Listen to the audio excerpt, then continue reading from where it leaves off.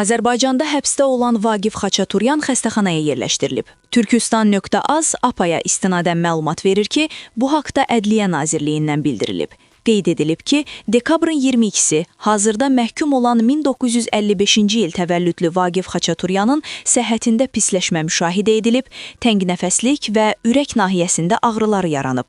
Ədliyyə Nazirliyinin Tibb Baş İdarəsinin Tibb Sanitariya hissəsinin həkimi tərəfindən ilk həkim yardımı göstərilib və təcili olaraq ambulansla Ədliyyə Nazirliyinin müalicə müəssisəsinə təxliyə olunub. Orada intensiv müalicə və reanimasyon tədbirlər görülüb.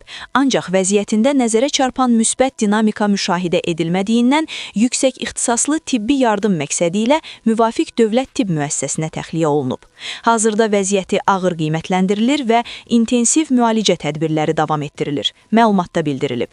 Əlavə edək ki, Vaqif Xaçaturyan qanunsuz erməni silahlı birləşmələrinin tərkibində Xocalı reyonunun Meşəli kəndində soyqırımı törətməkdə təqsirləndirilərək 7 noyabr 2023-cü il tarixində 15 il müddətinə azadlıqdan məhrum olunub.